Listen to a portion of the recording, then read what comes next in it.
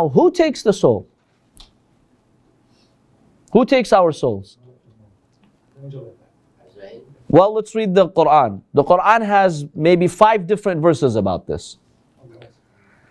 One verse in Surah An-Nahl, verse 32 states, تَتَوَفَّاهُمُ الْمَلَائِكَةُ طَيِّبِينَ.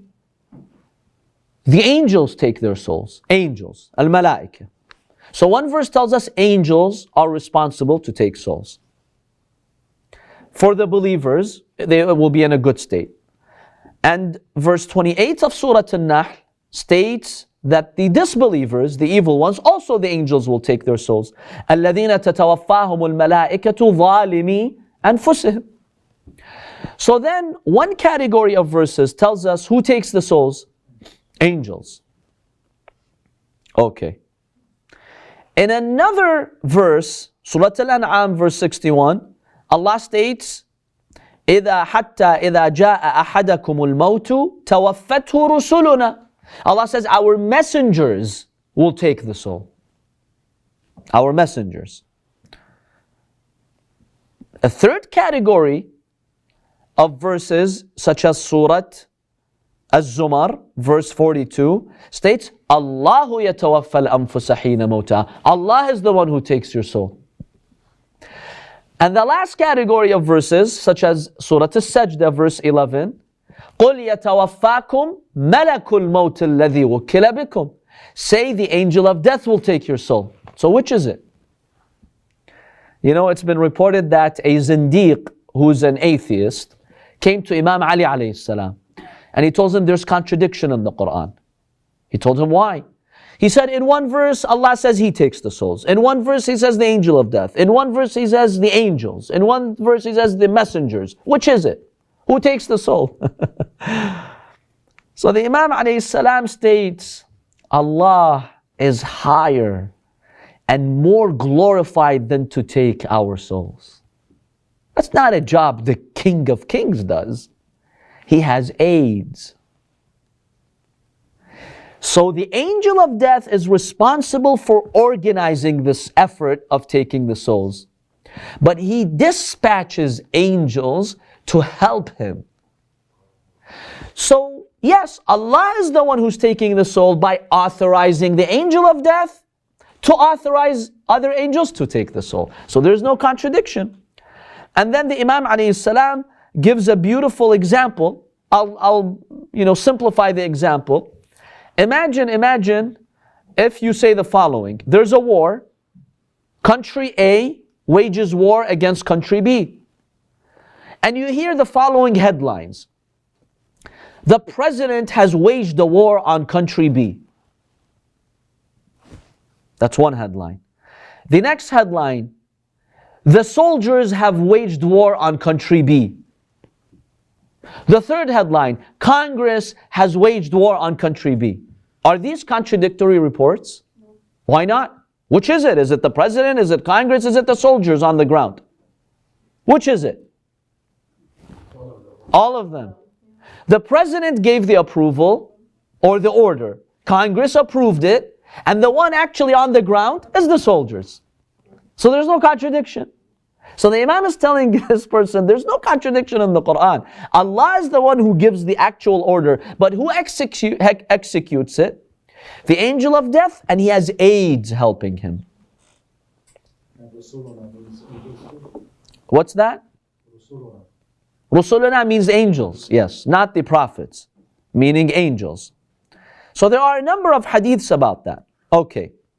Now, one hadith states the angel of death doesn't take the soul of everyone. Special people, special believers, and special evil ones. The angel of death normally sends angels. They take the soul from the average person, they hand the soul to him, and he sends the soul to Allah. Now, if the person is a big shot, as we say, I'm just simplifying the terms. If he is a good big shot, a high-ranking believer, the angel of death, in his honor, he says, I won't send my aides to you, I'll come myself.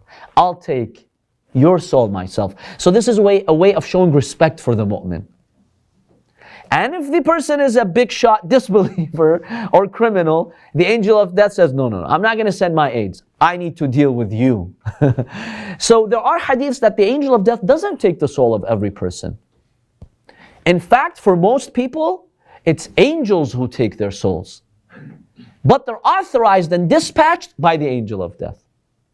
And that, by the way, explains how if you have an explosion, 100,000 people die instantaneously. The Imam was asked about this. Suddenly something happens, a lot of people die. He says, well, it's not just the angel of death taking souls. He has millions of angels working with him. They help him in the process of taking the soul. So we do have, a number of hadiths about that. By the way, the angel of death was asked, how do you take the souls when some of them are in the east and some of them in the west? How do you do that? How do you even know? The angel of death said, the world is like a plate in front of me. I can see like a screen. I can see all the corners of the globe. And I see it like a dirham, like a coin. SubhanAllah, like a small screen. So whenever the time comes for a person to leave and expire, in that radar, let's call it, that he is looking at, I see that this person in that part of the world is going to die. So I dispatch an angel there to go and take his soul. So he's monitoring the world at the palm of his hand. And in the hadith of the Mi'raj, it states the Prophet, when he went to the Mi'raj, he saw the angel of death looking at his palm and there was light coming. So he asked Jibreel, what is he doing? He's like, this is the angel of death. He's looking at the world in his palm. He has a screen. He's looking at it. Anytime someone's time's up, he knows, he goes and he takes their soul, or he dispatches an angel. Now the question is there anyone whom Allah takes their souls without the angel of death? There is a hadith in Kamil al-Ziyarat by Ibn Qulaway, which many scholars believe it's a sahih book, meaning those whom he narrates from directly are reliable companions. The author of this book is Ibn Qulaway. He says about the companions of Imam Hussein at Karbala, فَإِذَا بَرَزَتْ تِلْكَ الْعِصَابَةُ إِلَى مَضَاجِعِهَا.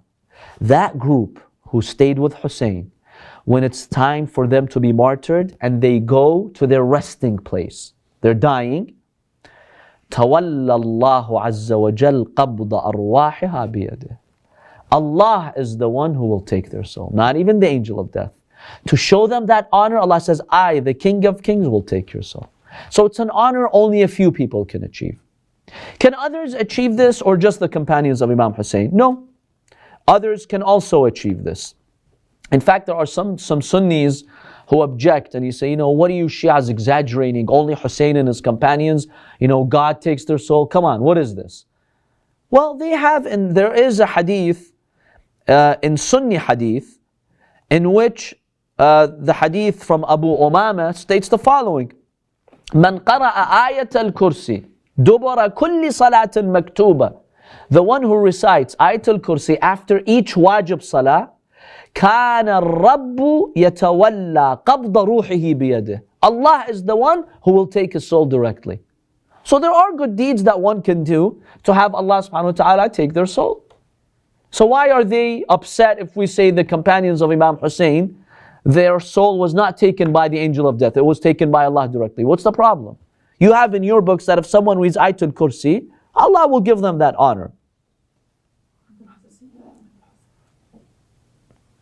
Now, in another hadith, this is by Ibn Shadhan, during the Mi'raj, Allah subhanahu wa ta'ala told the Prophet sallallahu alaihi wasallam, he told him, O Muhammad, generally speaking, the angel of death and the angels, they take the souls of humans. But you and Ali ibn Abi Talib, I will take your soul.